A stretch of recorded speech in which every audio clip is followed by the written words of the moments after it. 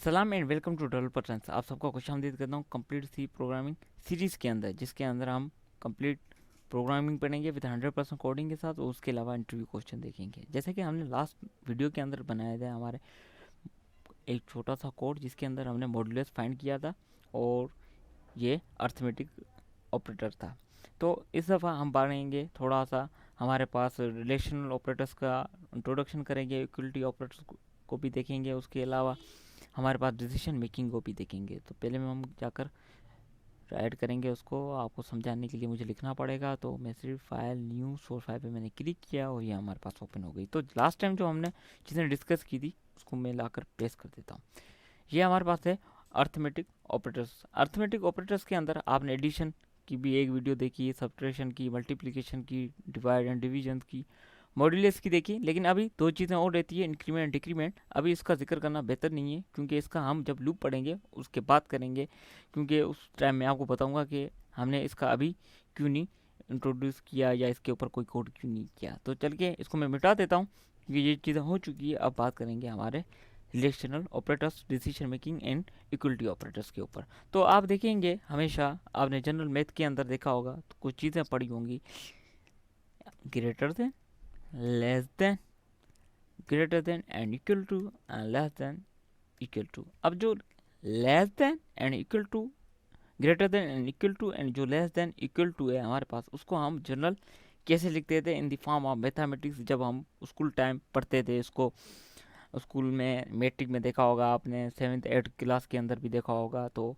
हम सिंपल उसको मैं आपको पेंट में दिखा देता हूँ।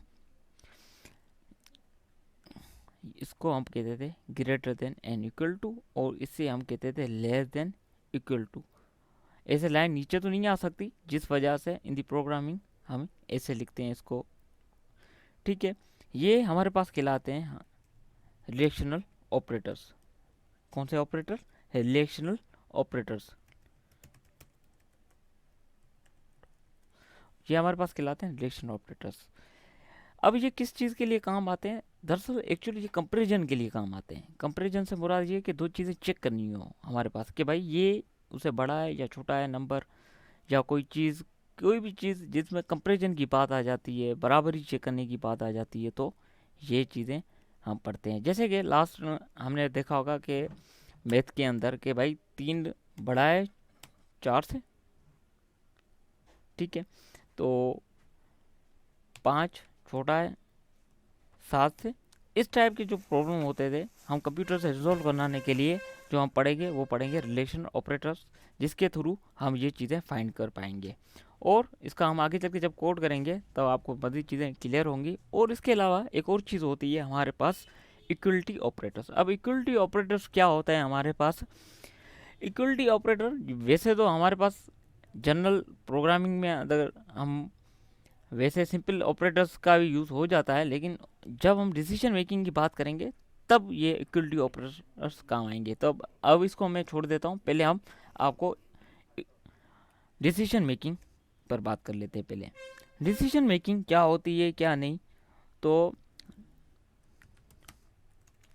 क्या हो रहा है कीबोर्ड के साथ? अब डिसीजन मेकिंग क्या होती है? डिसीजन मेकिंग ये होती है कि आप जनरल रियल लाइफ के अंदर भी देख सकते हैं कि आप डिसीजन लेते हैं। जैसे कि आपको घर पर 10 रुपये दिए जाएं और कहा जाए कि बेटा ये 10 रुपये लो, आपको XYZ कंपनी का बिस्किट का बोल दें कि भाई जाओ गुरु को बाज़ार से लेकर आ जाओ बिस्किट। अगर बाज़ार में गुरु को ना मिले तो आप एक काम करना, टाइगर बिस्किट लेकर आ जाना। अब ये जो चीज़ें होती हैं डिसीजन मेकिंग, डिसीजन मेकिंग से आप जो है डिसीजन लेते हैं रियल लाइफ के अंदर। इसके अंदर चीज़ें सिंपल, इसके आप वर्ड भी देखेंगे तो ये आप समझ जाएंगे। डिसीजन मेकिंग के अंदर हमारे पास दो कीवर्ड है, इफ़ एंड एल्स। इसके ऊपर हम डीप प्रोग्राम करेंगे, नेस्टेड इफ एल्स के ऊपर भी बात करेंगे। लेकिन ये जनरल हमारी लाइफ से भी आप मैच करवा सकते हैं कि भाई अगर तुम बाजार जा रहे हो ना, तो ये लो पैसे, ये चीज़ लेकर आना। XYZ आपको कोई चीज़ बोली जाए, अगर ये ना मिले ना तो तुम ये लेकर आ जाना, अगर ये भी ना मिले तो बेटा ये लेकर आ जाना, अगर ये सब ना मिले ना तो ये तो ज़रूर मिलेगी, मिलेगी आपको, ये लेकर आ जाना। ये सारी चीज़ें हम इसे कहते हैं decision making if else statement में अंदर लिखी जाती है। और एक और चीज़ हमने बात की थी इक्वलिटी ऑपरेटर्स की। इक्वलिटी ऑपरेटर्स के अंदर आप देखेंगे सिंपल, आप मैथमेटिक्स के अंदर देखेंगे तो हम पढ़ते थे हमारे पास इक्वल की साइन मीन्स के हम वैल्यू असाइन करवाते थे। जैसे कि मैं आपको बता रहा हूँ, पेन ओपन कर देता हूँ मैं, यहाँ पर आता है 1 2 3 4 5 बराबर किसके हैं, इसके, ठीक है। ये हमारे पास सिंपल इक्वल की साइन से अगर बराबरी की भी हम बात कर देते थे, ठीक है। अगर हम इसको in the form of C programming equality, अगर ये जो मैं बात कर रहा हूँ इक्वलिटी ऑपरेटर्स ये आपके डिसीजन मेकिंग के अंदर काम आएंगे, अदरवाइज नहीं आएंगे। ये इसके प्री रिक्वेस्ट है, ठीक है, इसके बगैर नहीं आएंगे। जनरल वेरिएबल असाइन कर देते तो भी ये इक्वल की निशानी देकर हम कर देते थे, लेकिन डिसीजन मेकिंग के अंदर जब हम बात करेंगे हमारे ऑपरेटर्स की, जिसके अंदर हमारे पास equal and does not equal, और एक और चीज़ होती थी हमारे पास डज नॉट इक्वल क्या होता था, इससे होकर सिंपल मैथमेटिक्स की बात कर रहा हूँ अभी, बीच में ऐसे कट की निशान आ जाता था। जैसे कि मैं पेंट के अंदर आपको डिज़ाइन करके दिखाता हूँ।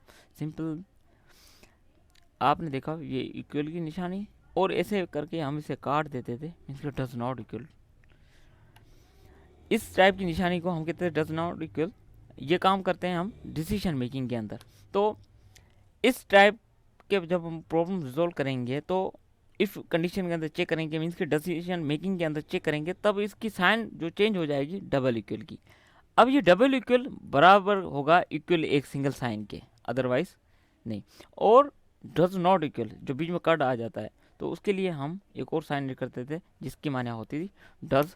ये हमारे पास काउंट होगा इक्वल इन डिसीजन मेकिंग के अंदर, किसके अंदर, डिसीजन मेकिंग। अगर आप परेशान ना हो, क्योंकि मैं इसको ऐसे आगे चल के जब कोड करेंगे ना तो बिल्कुल आसान पीस ऑफ केक की तरह करेंगे। और ये हमारे पास डज नॉट इक्वल आ गया।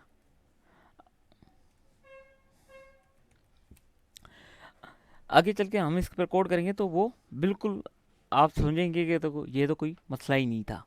तो ये छोटा सा था इंट्रोडक्शन। अगर शायद मे भी पॉसिबल हो कोई चीज़ मेरे से रह जाती है जब मैं वीडियो बनाने बैठ जाऊँ, तो अगली वीडियो के अंदर उसको देख लेंगे। तो ऐसा होता रहता है, इसका कोई इशू नहीं है। तो अब चल के हम अपना कोड करेंगे इन सारी चीज़ों के ऊपर।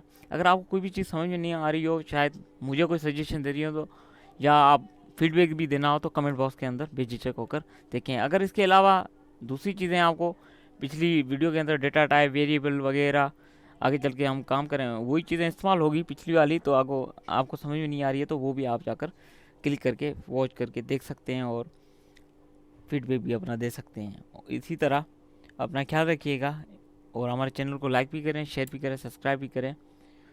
अभी के लिए इतना ही। अल्लाह हाफिज़।